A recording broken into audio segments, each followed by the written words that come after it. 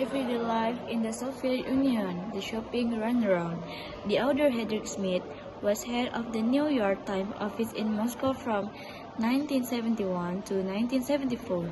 The following passage is adapted from Mr. Smith's book, The Russians, which was published in 1976 by Quadrilateral, or the New York Times Book Company.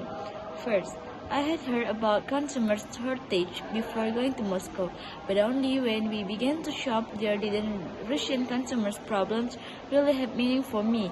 Customers were overweight in lines, but Soviet lines have a special quality all their own. Typically, the Soviet woman spends 2 hours a day in line, 7 days a week. Personally, I have known of people who stood in line 90 minutes to buy 4 pineapples and 3 half hours to buy 3 large heads of cabbage, only to find the cabbages were gone as they approached the front of the line. Lines can run from a few yards to nearly a mile. Some friends of ours watched a line of people in Moscow singing up to buy rugs. The line lasted 2 days and nights and ran for across all through an apartment development. 2.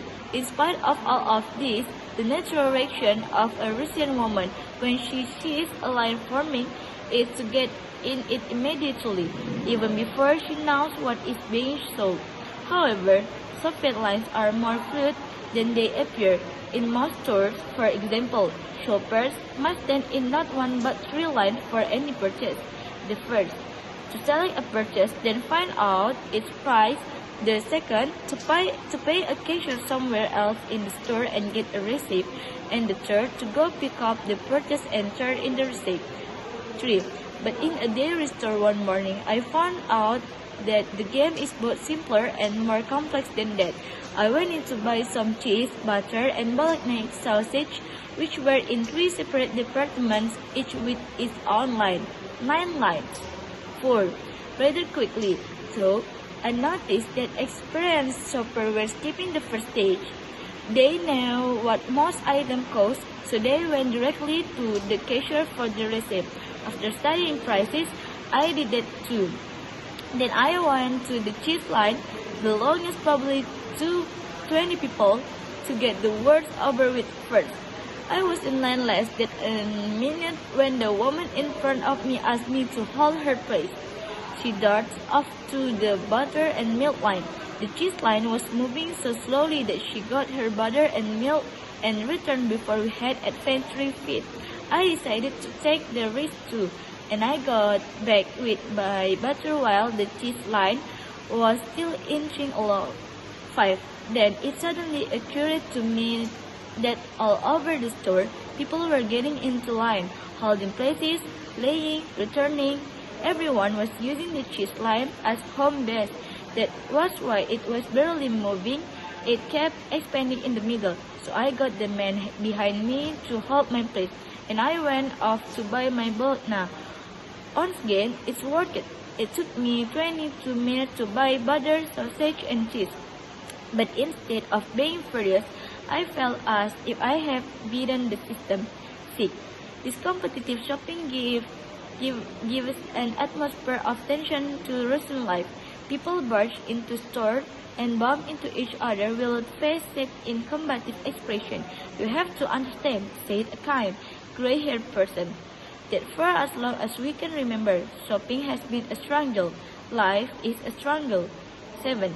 There is hardly any effective advertising to help shoppers. Americans complain about the constant commercial in the United States, but they might reconsider if they were exposed to the consumer blackout in the region. A typical Soviet, it might be, if you want to live to arrive old age and be beautiful, modest, true and truthful, drink tea. Most newspapers publish without ads. The shopper has no handy yellow pages or daily newspaper, supermarket or department store art to help her decide where to shop. 8. Bravery is widespread. Low paid $80 to $20 per monthly. Sales clerks take a portion of attractive items and sell them secretly to regular customers who have either left a bribe in advance or can be counted on to pay a high price on delivery. 10 to 15 rubles on a 60 ruble raincoat is standard. In 1976, the ruble was equivalent to $1.32. 9. So common is this practice that the Soviet press is always complaining about it, but it doesn't do any good. Crocodile, the Soviet humor magazine, on showed a department store in promoting some newly arrived time.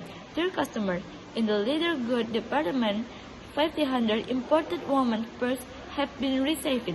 450 of them have been bought by store employees. 49 are under the counter and have been ordered in advance for a friend. One purse in the display window. We invite you to visit the leather department to buy this purse.